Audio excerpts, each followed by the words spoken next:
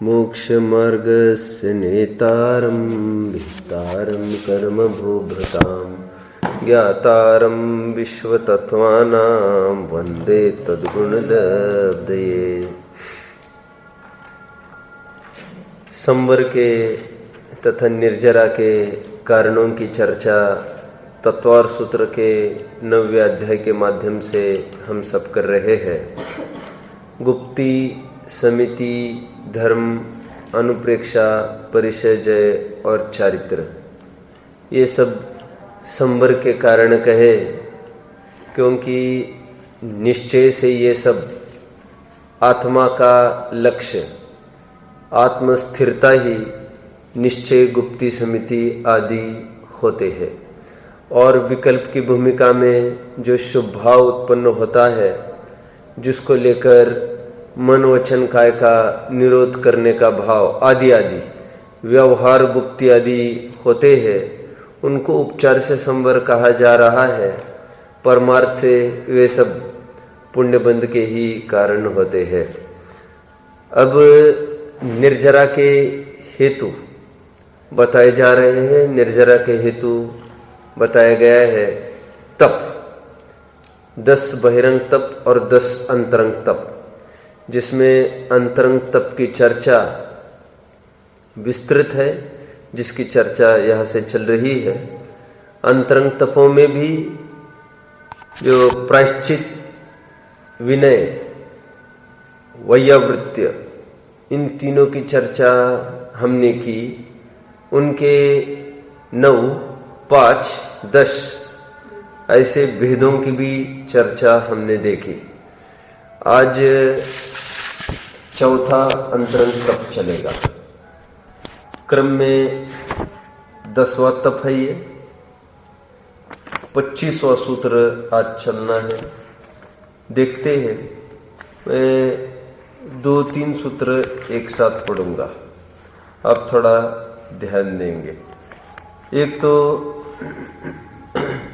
20वां सूत्र में से एक शब्द पढ़ूंगा, स्वाध्याय। फिर 21वें सूत्र में से पंच, और फिर सीधा 25वां सूत्र। देखिए, ये स्वाध्याय के 5 भेद: वाचना, प्रचना, अनुप्रेक्षा, आमनाय और धर्मोपदेश। ये 5 अंग, ये 5 भेद कह सकते आप स्वाध्याय के, कुछ भी कहो चलेगा। क्या है ये वाचना, प्रचना, अनुप्रेक्षा, आमनाय और धर्मोपदेश, उसको हम परिभाषित करेंगे। उससे पहले आपको ये मोटा मोटा ख्याल में आए कि जिनागम्य और कितनी सारी अपेक्षाएं दी है स्वाध्याय के अंग की, सो हम समन्वयात्मक शैली से भी थोड़ा काम लेंगे और अन्य ग्रंथों में क्या क्या अंग बताए हैं थोड़ी उसकी भी चर्चा करना चाहेंगे। पहले इसी की चर्चा कर लेते हैं। वाचना, वाचना मतलब पढ़ना। वैसे कहीं कहीं याचना नहीं, कहीं कहीं उसको सिखाना के रूप में भी वाचना शब्द का प्रयोग किया गया है। मुख्यतः से तो वाचना मतलब पढ़ना, रीडिंग। इससे ये बात ख्याल में आती है कि क्यों इन्होंने सुनने की तो कुछ बोला ही नहीं है, क्या बात हो गई। तो उसका क्या रहस्य है, उसकी तरफ हम अभी आते हैं। वाचना, प्रचना, पढ़ने में कुछ कमजोरी ख्याल में आती हो, असमझ बनी रहती हो, तो जो विशेष विद्वान होते, ज्ञानी होते विषय के, उनको पूछना नम्रता से, विनय पूर्वक, और केवल अपने शंका के निवारण के लिए उनको उपकारी जानकर, ये प्रचना नामक अंग है। उनकी बुद्धि को परखना, उनको नीचे दिखाना, हीन दिखाना, ये कदापि प्रयोजन नहीं होना चाहिए। बनारसी दास जी को लिखना पड़ा क्या, पर बुद्धि को पर की बहु, क्या इसको वैश्य सेवन समान कहा, पर बुद्धि को पर की बहु। याद आ रहा है आपको? सप्तव्यसन पाठ पढ़ा है आपने? सप्तव्यसन में उन्होंने परमार्थ सप्तव्यसन घटित करके दिखाए। उसमें ऐसे लिखा, दूसरों की बुद्धि को परखना ये वैश्य सेवन समान कहा। क्यों? क्योंकि अपनी आप निबेड़, है ना, बजने दे तू जग की तंत्री को, उसे तू कभी न छेड़, तुझे पराई क्या पड़ी अपनी आप निबेड़। तो अपना अपना देखना, माइंड योर ओन बिजनेस लोक में भी कहते हैं ना। तो अपना अपना देखना था, दूसरों की परीक्षा करने के लिए, दूसरों की बुद्धि परखने के लिए हम दूसरों को पूछे ये बात अच्छी नहीं थे, है ना। नम्रता से जो प्रश्न है वो पूछ सकते हैं हम, तो पूछना। अभी मोक्ष मार्ग प्रकाशक के आधार से भी हम देखेंगे। फिर अनुप्रेक्षा, ये पढ़ा है, पूछा भी है, तो पूछने पूर्वक जो शंका का समाधान होता है, फिर वाचना होगी, फिर पूछना होगी, ये कंटिन्यूटी में चलेगा, निरंतर, ऑलवेज।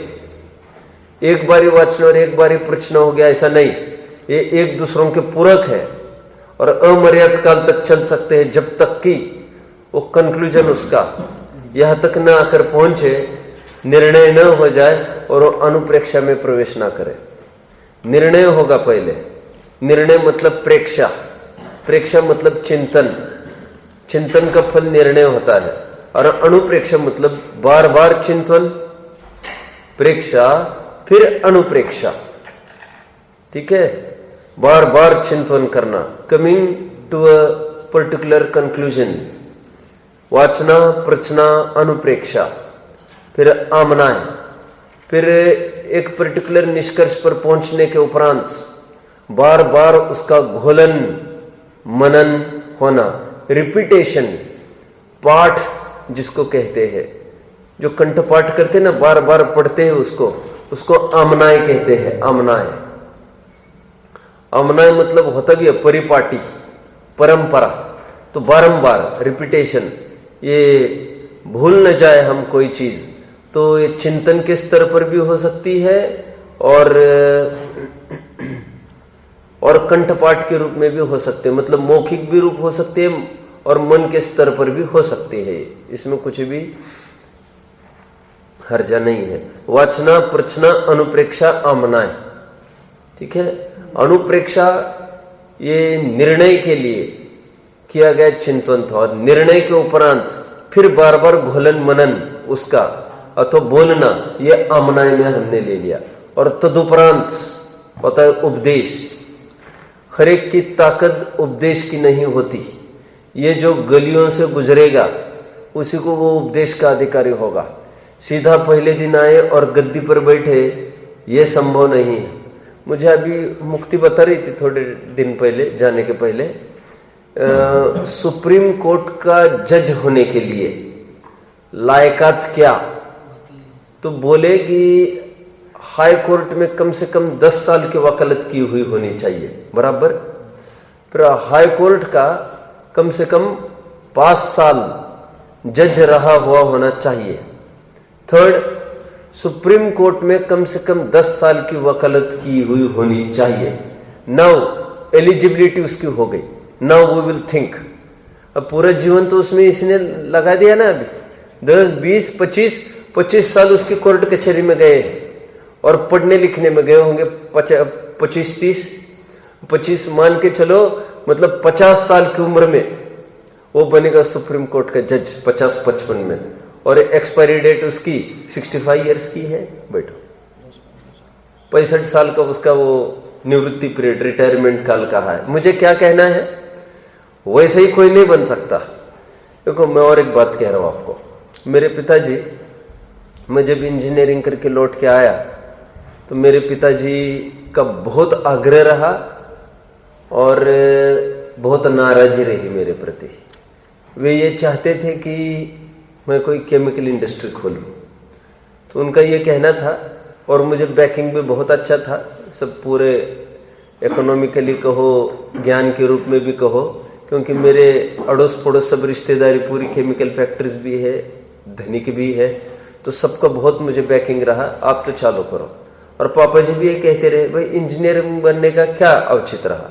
फिर वो निरंतर एक बात कहते रहे, ये रहे, पहले तो तुम जॉब करो, तुम जाओ और जॉब करो। और मैं ये समझता था घर का बिजनेस है अपना, बहुत अच्छा, बहुत अच्छा, मतलब बहुत अच्छी आमदनी वाला, और जिसको पापा जी अकेले नहीं संभाल सकते, मैनेजर वगैरह सब रखना पड़ता है, और सब चोरी चपाटी चलती रहती है, अपन ही क्यों नहीं ध्यान देंगे उसमें। और पापा जी निरंतर ये कहते रहे, तुम बाहर निकलो, तुम जॉब करो। तो मैं कहता था 9-10 हजार, 15 हजार मान के चलो, वो 9-10 तो लीस्ट मिल रही थी उस समय की बात है, और अच्छी मिले तो 15-20 मुझे स्टार्ट मिल रही थी, मिल भी रही थी। कैंपस इंटरव्यूज में सिलेक्शन हुआ था और मैंने सबको रिजेक्ट कर दिया था।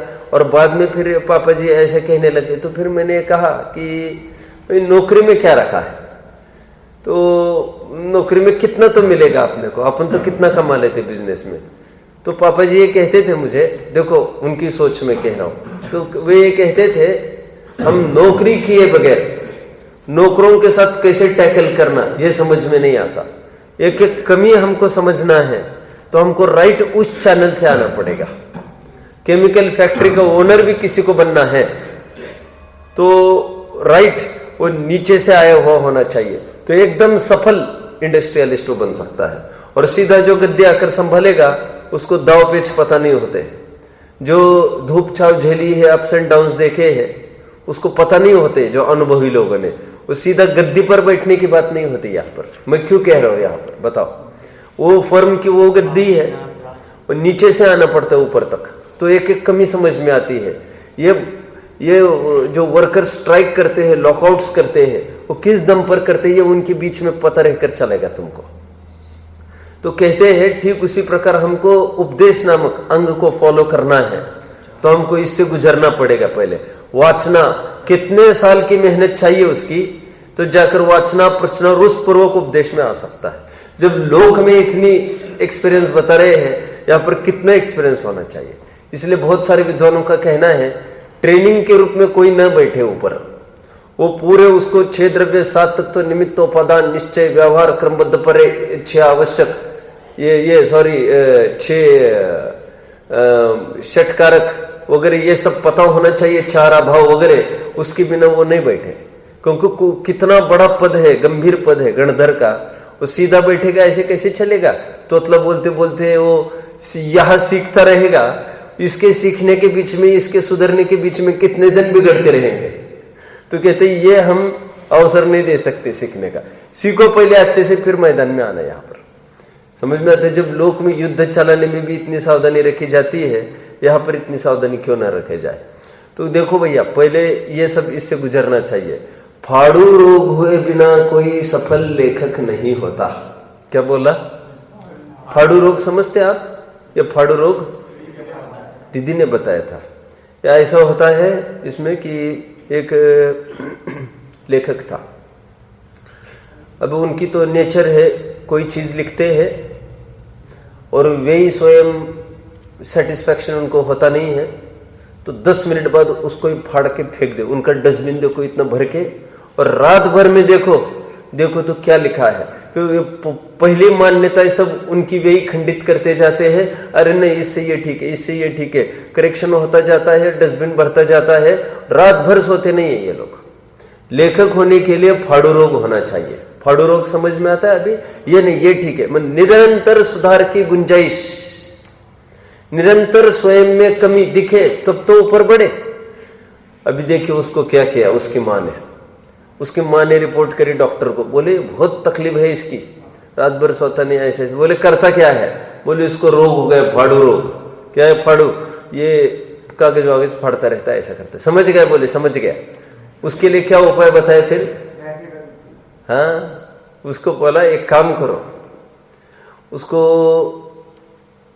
पुड़ी, रोटी नहीं पुड़ी, वह भी बासी, उसको एक काम करना, बोले 1-2 दिन बासी वाली पूड़ी देना उसको। अब जानते हो क्या होता है इससे? बहुत गरिष्ठ होती है ये, पूड़ी वैसे ही गरिष्ठ, और उसमें दूसरे तीसरे दिन को और गरिष्ठ हो जाती है बासा भोजन। अब क्या करो, वो भैंसे का दूध लेकर उसका बनाओ दही, वो दही और मादकता देता है। तो कहते वो उसके साथ उसको दो कई दिनों तक, तो फिर वो ऐसा होने लग गया उसको, वो माँ देखने लग गई कि वो फड़ रोग कम होता गया उसको हर एक बात में लगने लग गया, अरे छोड़ो यार, अभी कहाँ फड़ और कहाँ नायल को, जो है सब ठीक है। तो उसको मतलब आलस आने लग गया वो खाने से, कि अभी रोग खत्म हो गया, अभी ज्यादा नहीं टिकेगा उसका। मैं क्यों कह रहा हूँ ये, हमको फाड़ू रोग होना चाहिए, मतलब हमको निरंतर करेक्शन एंड रेक्टिफिकेशन हमारे दिमाग में होना चाहिए। ऐसा न माने तो क्या, ऐसा माने तो क्या। अभी मैं पूरा पढ़ के दिखाऊंगा, मोक्ष मार्ग प्रकाशक भी थोड़ा लेंगे। ये उपदेश इस पूर्वक होता है, तो समझ लेना ये कारण कार्य संबंध है पांचवा अंग का। पहला नहीं होगा तो दूसरा संभव है, दूसरा नहीं होगा तो तीसरा संभव है, तीसरा नहीं होगा तो चौथा संभव है। कदाचित आप ये सोच सकते हो, पूछना तो ऑप्शनली होना चाहिए, जो एक पाठी हो उनको पूछने की क्या आवश्यकता पड़े, चारों अंग भले ही हो उनको पूछना, मतलब किसी और को पूछने की बात नहीं चल रही है यहाँ पर। अपने मन में ही शंका कुशंका उत्पन्न होना, एवं चेत एवं स्यात्, ऐसा है तो ऐसा होगा, एवं न चेत एवं न स्यात्, ऐसा न माने तो ऐसा न होगा। ऐसा निरंतर ऊहापोह मतलब तर्क युक्ति, जिसको न्याय कहते हैं, व्याप्ति ज्ञान कहते हैं, ये सब पर्यायवाची है। यही तो न्याय होता है, और क्या होता है, तर्क से टैकल करना एक एक बात को। जीव हुजूरी बाबा वाक्यम प्रमाणम की पटरी को छोड़ के निरंतर परीक्षा प्रधानी, हाउ एंड व्हाई, ये जिनका होगा वो इसमें गुजरेगा। देखो मैं तो कभी कभी सोचता हूँ, पांचवा अध्याय हमने देखा मोक्ष मार्ग प्रकाशक का, वैशेषिक मत में प्रश्न पूछना, उसको वितंडा में लिया, वितंडावाद याद आ रहा होगा आपको। मतलब कुछ भी प्रश्न पूछते हैं कि रे नहीं चलेगा ऐसा। अपने नैयायिक मत पढ़ा होगा, नैयायिक, उसमें भी वितंडा वगैरह आया। तो कहते हैं प्रश्न पूछना मतलब तुम प्रश्न चिन्ह कर रहे हैं भगवान पर, नहीं होगा तुमको ज्ञान सुख। और अपने यहाँ प्रश्न पूछना ये तपश्चर्य निर्जरा के हेतु बताया गया है, बल्कि आज्ञा प्रदानी से परीक्षा प्रदानी को श्रेष्ठ कहा गया है। उक्तम च, बोलो आप तो परीक्षा मध्य, टोडरमल जी ने लिया ना, फिर उसने शंका खड़ी की है वहां पर। क्या मोक्ष मार्ग प्रकाशक के माध्यम से अभी हम देखेंगे। पहले तो मैं इतनी बात कहूं, देखो अब हम अन्य अपेक्षा थोड़ी समझेंगे। ये तत्व और सूत्रकार की अपेक्षा हुई, विराजी। दूसरी अपेक्षा देखिए अभी, श्लोक वार्तिक की अपेक्षा, श्रवण, ग्रहण, धारण, निर्धारण, परिणमन, ये भी एक अपेक्षा है। स्वाध्याय के ऐसे 5 अंग बताए श्लोक वार्तिककार ने। श्लोक वार्तिककार कौन? विद्यानंदी। इन्होंने 5 अंग कौन कौन से बताए? श्रवण, ग्रहण, धारण, निर्धारण, परिणमन। क्या विशेषता दिख रही है आपको इसमें? इसमें बहुत अच्छा सब्स्टिट्यूट दिया वाचना के लिए, श्रवण। समझ में आता है? देखिए, सुने अथवा पढ़े, सच पूछो तो ये पर्यायवाची ही तो है। किसी न किसी चैनल के माध्यम से, किसी न किसी खिड़की के माध्यम से अंतर तक उतारना है उसको। कौन सी बड़ी बात है? पढ़ के समझे या सुन के समझे, कौन सी बड़ी बात है इसमें? तो हठाग्रह नहीं होना चाहिए। ये बात दूसरी है। क्या बात दूसरी है? कि सुनने की अपनी कुछ विशेषताएं हैं और पढ़ने की अपनी कुछ विशेषताएं हैं। प्लस पॉइंट्स, माइनस पॉइंट्स दोनों के अपने अपने हैं। मोक्ष मार्ग प्रकाशक चला था पिछले साल, मैंने उसमें काफी लिया था। क्या लिया था मैंने ये कहा था कि प्लस पॉइंट तो ये है सुनने में, प्लस पॉइंट तो ये है हमें सुनाने वाले के हाव भाव पकड़ में आते हैं और वो शब्दों से कम बोलता है, हाव भाव से ज्यादा बोलता है। हाव भाव नहीं होंगे हमारे पास, चढ़ उतार आवाज की नहीं होगी हमारे सीधे पास, तो हम उसकी गरिमा को नहीं पकड़ पाएंगे वचन के। समझ में आता है? उठो बेटा, अथवा बेटा नहीं कहो, उठना, उठो। अब ये पढ़ने में कैसे पकड़ में आएगा? पढ़ने में बस आएगा उठो। अब उठो पढ़ रहे हैं कि उठो, अब कैसे पढ़ेंगे आप उसको?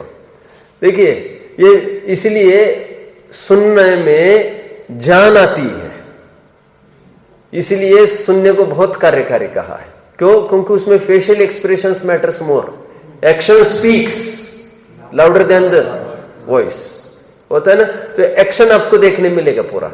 मैंने आपको एक उदाहरण भी दिया था, आपको याद होगा। एक बार उद्धव, कृष्ण का दोस्त, जानते आप, ये तब मथुरा नगरी का, मथुरा को अपनी राजधानी बनाया था पॉलिटिक्स की कृष्ण ने। तब उनका अपना एक दोस्त उद्धव, उस उद्धव की एक तकलीफ थी। क्या तकलीफ थी उसकी? ये ज्ञान मार्गी था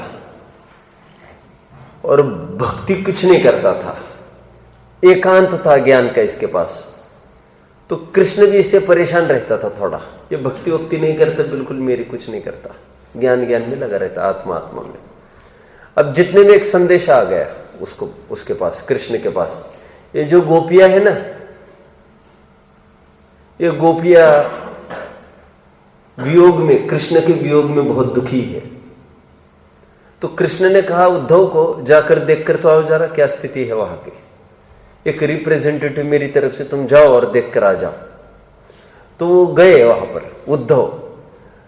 ये भी पॉलिटिक्स था कृष्ण का, ग्रेट पॉलिटिशियन था कृष्ण, तभी तो गया है नीचे।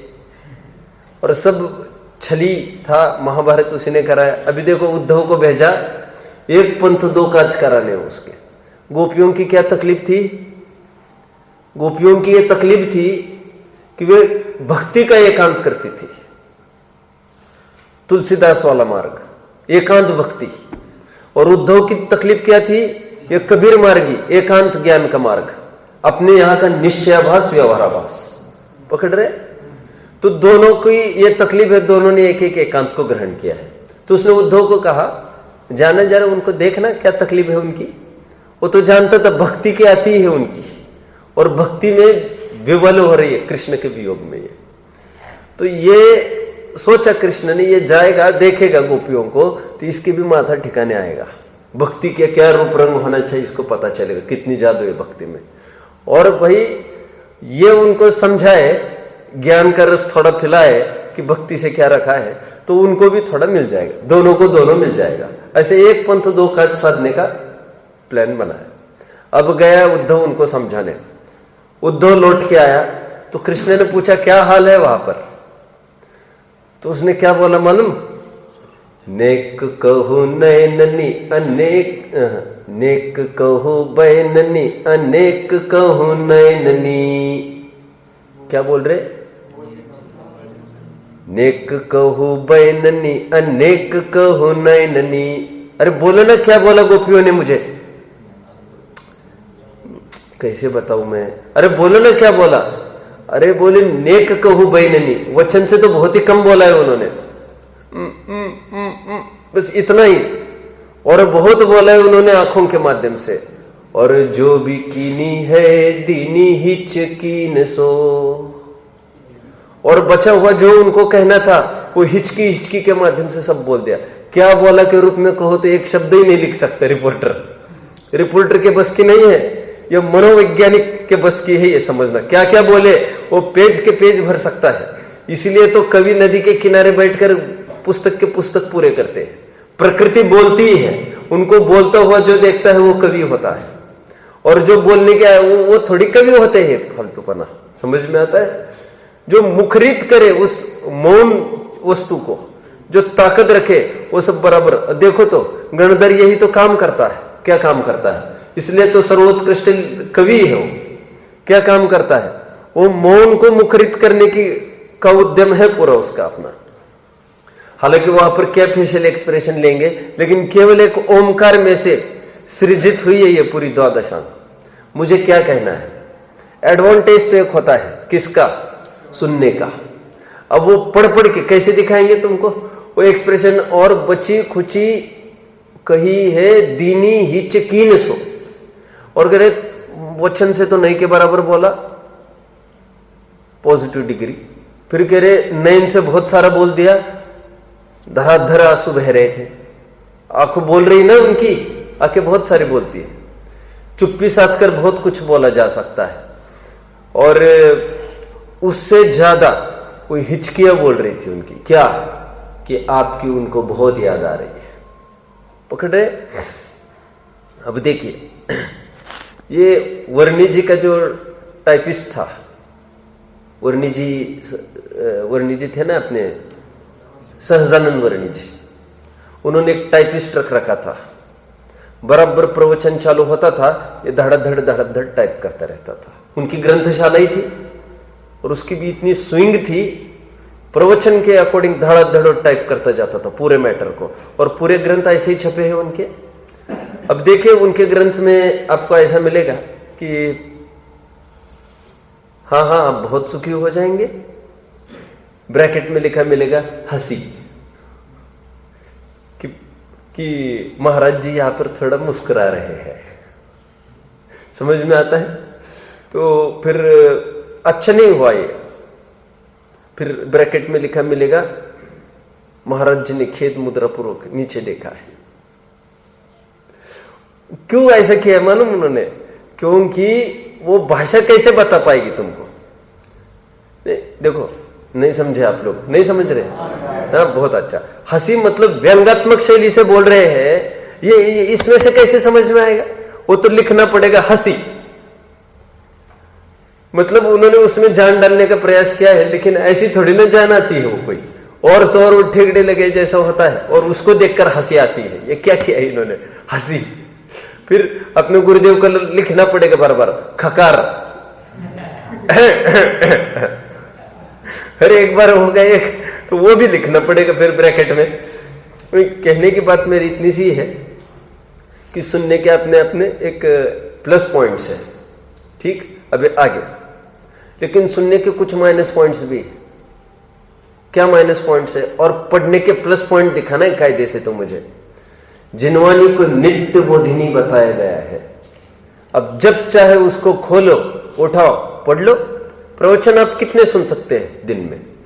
और मुनियों के की बात करें तो विरला है महीने में एक आध प्रवचन भी आपको मिले। राजमार्ग तो उनके ही उपदेश का है, राजमार्ग हम सरी के वक्ताओं को उपदेश का नहीं रहा है। ये तो आपतित क्या कहते हैं, आप आपद धर्म कहेंगे इसको। क्या बोलते हैं इसको? आपद धर्म वर्ड सुना है अक्षर? आपद धर्म, आपत आपड़ा धर्म, बरबस मजबूरी में खड़ी की गई व्यवस्था, उसको कहते हैं आपद धर्म। आपत्ति आपत्ति की बात नहीं लेना ऐसा। आपद धर्म आपत आपड़ा, ये मजबूरी में काम चला रहे हम, उसको आपद धर्म कहते हैं। वो श्वेतंबर भाई आपद धर्म ही तो कहते हैं कपड़े वगड़े पहनने को, ये प्रसिद्ध शब्द है आपद धर्म। अब कहीं भी पढ़ेंगे तो आपको मिलता रहेगा ये। कहां तक आया? तो मूल मार्ग तो सुनने का था, लेकिन सुनना कितना संभव है? और आज के तारीख में जहां पर मुनियों का वियोग ही हो गया एक प्रकार से, अब क्या किया जा सकता है? एक मार्ग तो ये था, सर्वथा वंचित रह जाओ उनकी वाणी से, तो उससे कैसे काम चलता? तो फिर जिनवानी आदि छाप कर फिर घर पर अपन ने, और अपन राउंड द क्लॉक अध्ययन कर सकते हैं। आज इतनी सुविधाएं है आज कि तीर्थंकर तो क्या अपने को उपदेश देते हैं। कितना देते हैं तीर्थंकर? 10 घंटे देते हैं, 9 घंटा 12 मिनट आदि आदि, 4 दफे भी देवे। अरे लेकिन क्या करते हो, उनको ये राउंड द क्लॉक आपका सहारा बन सकता है। तो ये एडवांटेज है, इसलिए इसको जिनवानी को नित्य बोधिनी कहा। अब जानते हो, इसीलिए मुझे देखना पड़ेगा फिर से। मैंने नियम सर का एक प्रकरण आपको एक दिन कहा था, अंतरंग निमित्त के रूप में किसको दिया उन्होंने? मैंने कहा था वो थोड़ा स्खलित है, ऐसा कुछ बोला था उन्होंने। अंतरंग निमित्त के रूप में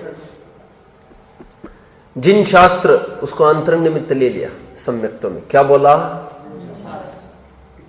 हालांकि मैंने कहा था वो चाहिए था बहिरंग निमित्त, आपको याद होगा, लेकिन उन्होंने अंतर निमित्त के रूप में डाल दिया जिनवाणी को। मतलब कहने की बात यह है कि पढ़ना भी अपने अपने स्थान पर बहुत अच्छे से उसने अपना स्थान स्थापित किया है। इसलिए जयचंद जी छाबड़ा को एक शंकाकार ने जब शंका पूछी कि प्रवचन किसके सुने, किसके मुख से हमको सम्यक तो हो, और पढ़ने से क्या होगा, तो उन्होंने उत्तर दिया ब्रह्म मत पालो, पढ़ने से भी सम्यक तो हो जाता है। ये भी देशना लब्धि के ही अंतर्गत आता है। देशना मतलब कोई सुनना नहीं होता है, दिस इज ऑल्सो देशना। देशना लोग कहते सुनना चाहिए, सुनना चाहिए, ऐसा कोई जरूरी नहीं है। सुनना कहो, पढ़ना कहो, खरेखर तो पूरक है, और कुछ नहीं सही तो वो दोनों काम निकल सकते एक से। समझ में आता है? जो जिसके बस की हो वो करे। चलो आगे बढ़े। और थोड़ा सा प्लस माइनस पॉइंट ऐसा हो सकता है, पढ़ने में एक ड्रॉबैक ये होता है कि वो विद्वान अपनी अपनी फ्लो में चलता है, और सुनने में विद्वान सामयिक परिस्थितियों पर बहुत टच करता रहता है, और अपनी व्यक्तिगत कमियों को निरंतर वो टैकल करता रहता है। जैसा सामने श्रोता बैठा है, उनकी भूल चल रही है, उसी को लेकर वो इंटरप्रेट करता है। आप पकड़ रहे हैं ना मेरी बात को? तो ये एडवांटेज है। अभी लिखने वालों की क्या है, 1000 वर्ष पहले लिखा, उनके सामने जैसे श्रोता होंगे उसको मुख्य करके लिखा जाता है पूरा ये। तो आज हमारी वो भूल नहीं होगी, तो हमको ज्यादा वो कार्यकारी नहीं होगी। मोटा मोटा कथन है मेरा भी। और हमारे सामने कोई बोलता है, स्पष्ट देख रहा है, अभक्ष भक्षण खा रहे लोग, रात्रि खान पान चल रहा है, तो उस पर पूरा अटैक करेगा। और मोक्ष मार्ग प्रकाशक पढ़ेंगे, समय सार पढ़ेंगे आप लोग, तो उसमें तो अटैक करने का कोई अवसर ही नहीं है ऐसा। तो वो छल करने के बहुत अवसर होते हैं श्रोता को पढ़ने में। सुनने में वक्ता आपको बहुत अटेंटिव रखेगा, आपको गाइड करता रहेगा निरंतर। समय सार के बीच में भी निरंतर सब प्रकार की चर्चा करता रहेगा। ही इज लाइक अ, क्या कहते हैं उसको, गाइड कहेंगे उसको। समुद्र में क्या होता है वो, लाइट हाउस। तो जो गाइड करता है, गार्ड करता है आने जाने वालों को, ये एक एडवांटेज है। अच्छा, अभी सेकंड, अभी डिसएडवांटेज क्या है सुनने वालों से? डिसएडवांटेज ये है, किसी एक को देखा और उसी को चालू हो गए, लेकिन हमारी वो समस्या नहीं है ना। नहीं समझे आप? यहां पर प्रवचन में आने वाले सैकड़ों प्रकार के लोग होते हैं, तो कोई अटपट खान पान करने लग गए हो, अब उनको उपदेश चालू हो गया आधा घंटा, उसमें जो गहन स्वाध्यायी है, जिसके खान पान बराबर शुद्ध है, उसका तो समय बर्बाद ही हुआ ना। स्वतंत्रता से वो पढ़े ना फिर। अब पकड़ रहे मेरी बात को? देखो, मुझे भी अभी क्या हुआ कि थोड़े दिन पहले, पिछली दीपावली की बात है, भाई साहब ने बहुत आग्रह रखा, आप आओ आप आओ। मैंने मना किया। फिर वो बोले कि हमारा इतना ही कहना है कि आप जब शिविर होता है, बाहर के विद्वान आते, तब तो कम से कम आप आओ, सीढ़ी में बैठो आओ। मैंने कहा मुझे मत करो आप इसमें आग्रह। बोले अब केवल शिविर के लिए कह रहे। मैंने कहा छोड़ो इन फालतू बातों को, क्यों, हमें हमारा काम करने दो। क्यों, वो क्या पढ़ाएंगे? मैंने कहा, और जो पढ़ाएंगे कुछ नया सीखने जैसा हो तो फिर भी आएंगे हम, वो तो वही बच्चा बैठा है, और हमको नया कुछ नहीं मिलेगा ना उसमें। उतनी समय में हम दुगुनी तिगुनी रफ्तार से यहाँ पर अर्जित कर रहे हैं नए नए विषयों को, और जितना मैं पढ़ूंगा उतना मंगलार्थियों का लाभ होगा। आप इस बात को मत भूले। आप समझ रहे? मुझे नया नया अर्जित करने दो। और स्पष्ट नहीं, लोगों को ऐसा लगता है, अरे लोगों की छोड़ो। अभी फिर से कहा मैंने कि लोगों को लगता है गुरुदेव के विरुद्ध। मैंने कहा बकने दो बकने वालों को। मैंने कहा ये ज्यादा धैर्य नहीं रख सकते। क्यों? ये थोड़े दिन के बाद इनकी भाषा चेंज हो जाती है। हम में उतना धैर्य चाहिए, हम अपना अपना अध्ययन करें। हाँ, इतना करें, हम 1 मिनट कमरे पे वेस्ट नहीं करें। समझ में आता है? 1 मिनट भी कमरे पे वेस्ट नहीं करेंगे। आप कभी भी आकर हमको देखो, बस हम हमसे ईमानदार रहे, उसमें कौन सी बड़ी बात आई? आप समझ रहे मेरी बात को? मतलब सुनने में ये एक कमी है बहुत। क्या कमी है सुनने में? वो चल रहा है घिसा पिटा विषय। अब एकदम ऊब रहे बच्चे, रोजाना वही बातें, एकदम थोथी बातें, मतलब ऐसे लगे ये क्या तो पढ़ा रहा है, और उसमें बराबर घंटों लगना पड़े, वे बच्चों की तो मजबूरी हो सकती है, अरे हमारी कौन सी मजबूरी, समझ में आता है। और ठीक है, एलर्जी भी नहीं है हमको। एक दिन मुझे बोले, प्रदीप जी आप आज मेरे क्लास में आना आपको। मैंने कहा क्यों?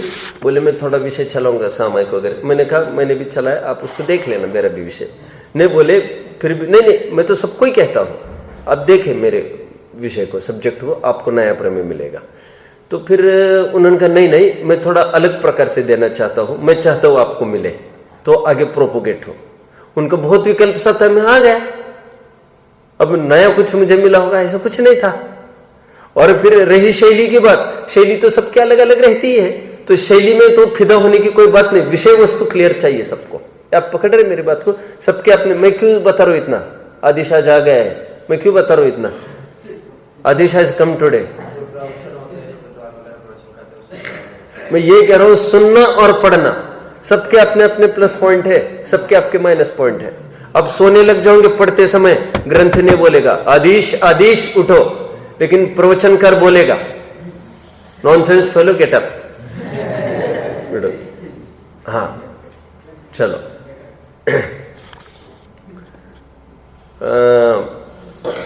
कहा तक है श्रवण, ग्रहण, धारण, ये आप समझ रहे होंगे। इसमें ये बिल्कुल ये 5 अंग जैसा चल रही है, वाचना, पृच्छना, अनुप्रेक्षा, अनुप्रेक्षा, ये आमनय और उपदेश। लेकिन यहां पर इन्होंने एक निर्धारण के बाद परिणमन भी डाल दिया। परिणमन मतलब तद्रूप परिणमन मतलब स्वसंवेदन तक लाकर छोड़ा इन्होंने। दूसरी विवक्षा हुई, तीसरी विवक्षा में आओ। समय सार की 5वीं गाथा की टीका बोलो, बोलो अक्षत बोलो। आगम का सेवन, युक्ति का आलम्बन, पुरापर गुरु का उपदेश, स्वसंवेदन प्रत्यक्ष। स्वसंवेदन प्रत्यक्ष को यहां पर परिणमन बोला जा रहा है, पकड़ रहे? आगम का सेवन। अब आगम का सेवन मतलब क्या लेंगे? पढ़ना कि सुनना, क्या लेंगे? दोनों, कुछ भी हो सकता है। तुम क्यों आग्रह डाल रहे हो? सुनना ही चाहिए, सुनना ही चाहिए, सुनना ही चाहिए। बहुत रोग फैलता है, फिर समझ में आता है। बहुत जनों को तो सीडी सुनाने का राग इसलिए होता है कि सुन के होता है संबंध। तो मैं कहता हूं भावना आपकी बहुत अच्छी है, मान्यता आपकी बिल्कुल ठीक नहीं है। भावना तो अच्छी है, गुरुदेव को एक एक जन सुने, क्यों? उसमें गुरुदेव के प्रति जिनका जो बैर है खत्म होता है। मुझे अब भी योगाचार्य बोल रहे थे 2 दिन, मुझे यहाँ आने पर एक उपलब्धि हुई। बोले क्या? बोले एक बात हुई यहाँ आने से कि मुझे गुरुदेव के प्रति जो इल फीलिंग थी, और अक्सर जनों को होती ही है उनके बारे में, कि रे वो पूरा उनका प्रवचन देखा, पूरा मैटर देखा, खत्म हो गए पूरी टोटली। अभी बोले मुझे तो ये तो होगा, लेकिन जिनकी ये मान्यता सुनने से ही होगा, वो नया रोग पलवा रहे हैं ना,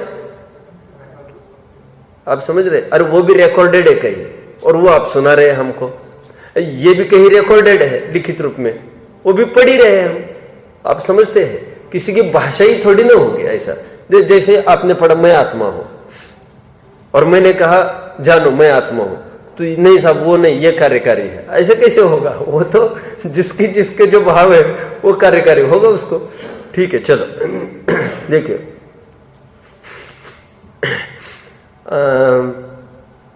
तो ये दूसरी 3 विवक्षा। आगम का सेवन, युक्ति का आलम्बन, युक्ति का आलम्बन तर्क वितर्क, हाउ एंड व्हाई। युक्ति का आलम्बन, पुरापर गुरु को उपदेश। पुरापर गुरु को उपदेश का अर्थ क्या लिया वहां पर रजत?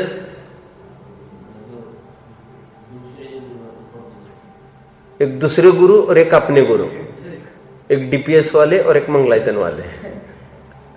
ऐसा ही देखो, पर गुरु मतलब क्या? महावीर।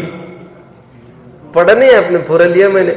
और अपर गुरु में लिया गौतम गंधर से लेकर ठेठ मेरे गुरु तक, जितनी परंपरा इनको अपर गुरु कहा जाता है। पर उत्कृष्ट। और अपर मतलब क्या? खुजला रहा है क्या सिर? तुम्हारा भी खुजने लग गया, सबका खुजला रहा है। चलो ठीक है, कहां तक आ गए? तो तीसरी विवक्षा ये हुई, स्वसंवेदन प्रत्यक्ष का अर्थ परिणमन ले लिया अपन ने। अब चौथी विवक्षा और एक है किसी के ज्ञान में। ले लीजिए, अब मोक्ष मार्ग प्रकाशक का कुछ प्रकरण पढ़ेंगे। अब मोक्ष मार्ग प्रकाशक होगा आपके सामने, 257 पेज खोलेंगे, कुछ पढ़ूंगा वहां का 257 पेज। परस्पर विरुद्ध नाना युक्ति प्राबल्य दौर्बल्य अवधारणाय प्रवर्तमान विचार परीक्षा। परीक्षा की डेफिनेशन यहां पर मैंने बताई, अभी उसको लेकर अपन चलना है। देखो क्या कहते, कैसा होगा तैयार। 257 पेज मिल रहा होगा, देखिए। वह उद्देश्य, लक्षण, निर्देश और परीक्षा द्वारा उनका निर्धार होता है। ये मिल रहा है सबको। इसलिए पहले तो उनके नाम सीखे। वह उद्देश्य हुआ, ओके। केजी में बाबा क्या होता है, ब्लैक शिप क्या होता है, वो बच्चा नहीं समझे, रटे, बस रटे रटे, रटना उसका काम बच्चे का। क्योंकि इस उम्र में कंठ की विद्या से काम चलाओ, और फिर इसका मीनिंग तो नहीं समझ रहा है, समझेगा आगे, समझेगा, इसके कंठ में डालो, फिर गुनगुनाते समझता जाएगा। देखो, पीयूटी पुट और बीयूटी बट, ऐसा क्यों है बताओ आप मुझे। पीयूटी को पट क्यों नहीं कहा और ब्यूटी को बुट क्यों नहीं कहा? अरे भाई साहब, ये अभी पूछना नहीं आप, बस हम जैसे कह रहे वैसे करते चलो, जस्ट फॉलो। जब एमए में अब इंग्लिश स्पेशल लेंगे तब हम वहां पर सिखाएंगे कुछ। अब जस्ट फॉलो, यहां पर पी साइलेंट, यहां पर पी साइलेंट क्यों नहीं, यहां पर ऐसा एल साइलेंट यहां पर क्यों नहीं, बहुत जगह होता है ऐसा। इसके लिए ऐसा पढ़ना, उसके लिए वैसा पढ़ना, ठीक है। ओ के लिए कहीं अ का प्रयोग होता है प्रोनंस में, और कहीं ओ के लिए ओ का करना, कुछ कुछ चलता रहता है ना ऐसा। कहने की बात क्या है, अभी सीखो, अभी पूछना नहीं बीच में कुछ। उद्देश्य, लक्षण, निर्देश। लक्षण भी हम यहां से बताएंगे 6 द्रव्य 7 तत्व के, सीखो उसको, और फिर बाद में परीक्षा के स्तर में जाना। वह उद्देश्य, लक्षण, निर्देश, परीक्षा। अभी के इसमें कैसे घटित करेंगे इसको? वाचना, प्रचना, ये सब उद्देश्य, लक्षण, निर्देश में चला जाएगा। और परीक्षा में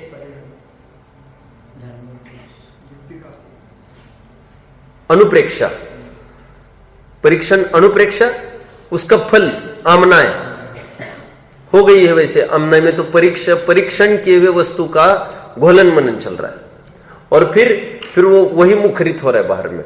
अनुभव करके डाल दो आप, तो वो भी समस्या हट जाएगी, परिणमन को बराबर मैच खाएगा वो। ये समझ में आता है?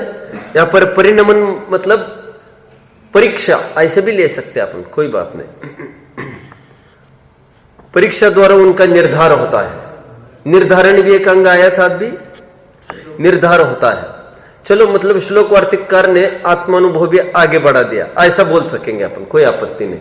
एक एक में एक को जोड़ने की आवश्यकता नहीं। यहां पर ऐसे ले अपन निर्धार तक इन्होंने लाकर छोड़ा। इसलिए पहले तो उनके नाम सीखे, वो उद्देश्य हुआ, फिर उनके लक्षण जाने, फिर ऐसा संभवित है कि नहीं, ऐसा विचार सहित परीक्षा करें। क्या हो गया? कोई तकलीफ? क्या? चलो आगे, हाँ, चलो आगे। देखो, वहां नाम सीख लेना, 258, वहां नाम सीख लेना और लक्षण जान लेना, ये दोनों तो उपदेश के अनुसार होते हैं। जैसा उपदेश दिया हो वैसा याद कर लेना, don't ask why and how.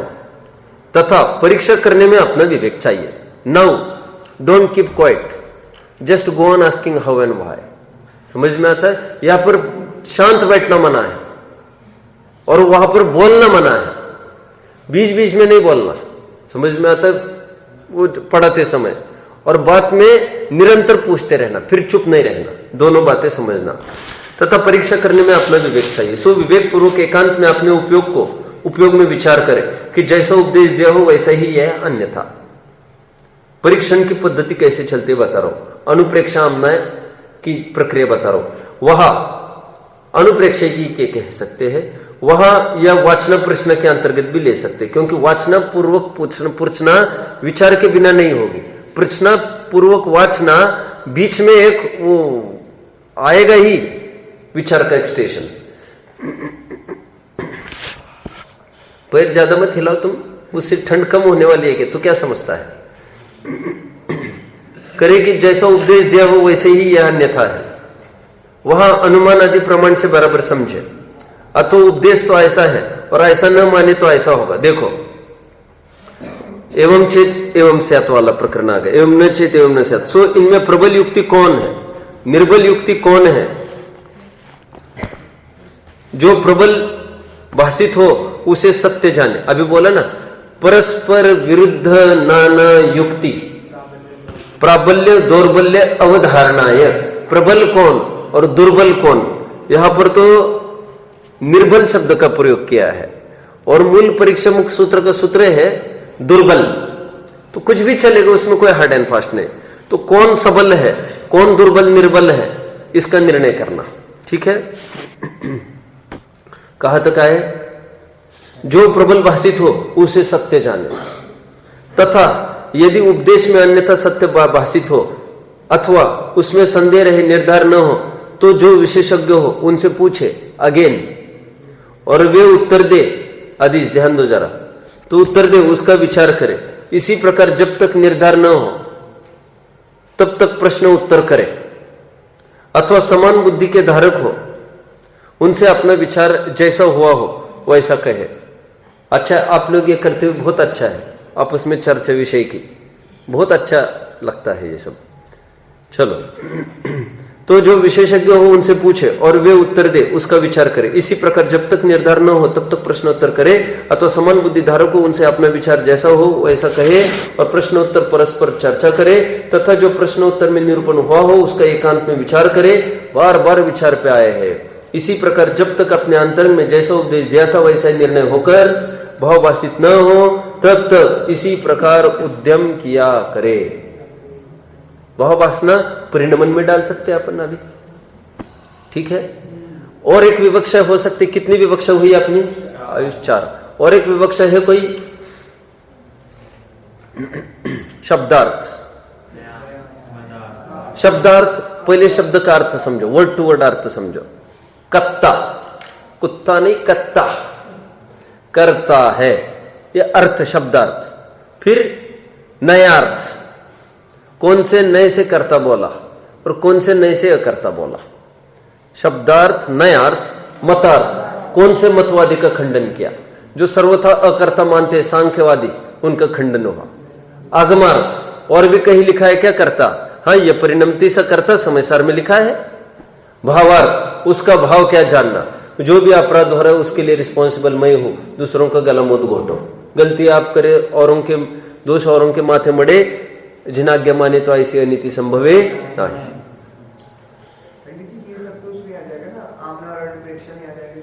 ये सब आएगा, हाँ, परीक्षण के दायरे में सब आएगा। ये उद्देश्य लक्षण निर्देश में तो आगमार्थ आएगा, शब्दार्थ आ जाएगा, और बाकी सब जितना भी है नयार्थ वगैरह सबके लिए विचार बुद्धि चाहिए। सब ये सब आएगा अनुप्रेक्षा के अंतर्गत। और श्लोक वार्तिककार की शैली में कहां पर बैठेगा वो? श्रवण, ग्रहण के बाद फिर धारण, निर्धारण, परिणमन, इसमें सब आ जाएगा। धारण निर्धारण में आ जाएगा, उसमें सब। ग्रहण में भी आ सकता है कदाचित। ये अपेक्षा हम किसकी खोल रहे हैं सब? ये स्वाध्याय की। अब वाचना प्रश्न की क्या क्वालिटी होनी चाहिए, आइए हम थोड़ा देखते हैं। श्रोता का स्वरूप खोलिए, सब श्रोता का स्वरूप खोलिए। देखिए पेज नंबर 17 पर आइए।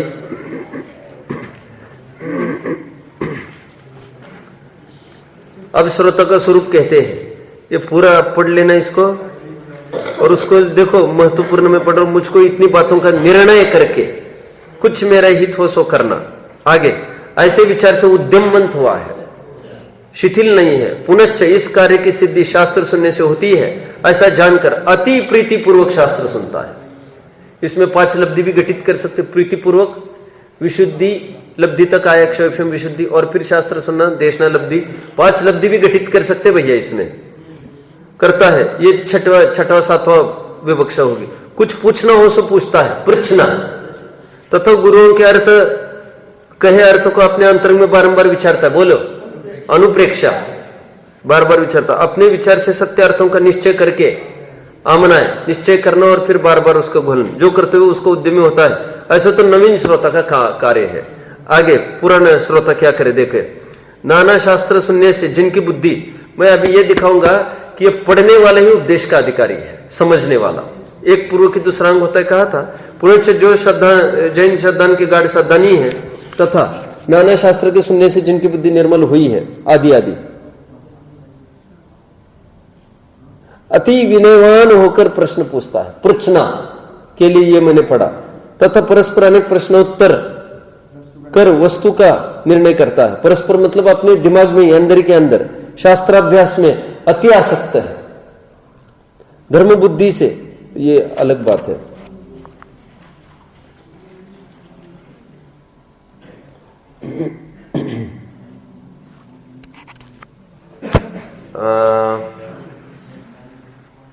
इसी प्रकार निचाओ, इसी प्रकार यथासंभव सीखना सिखाना आदि जिनके पाए जाए उनका भी स्वरूप जानना।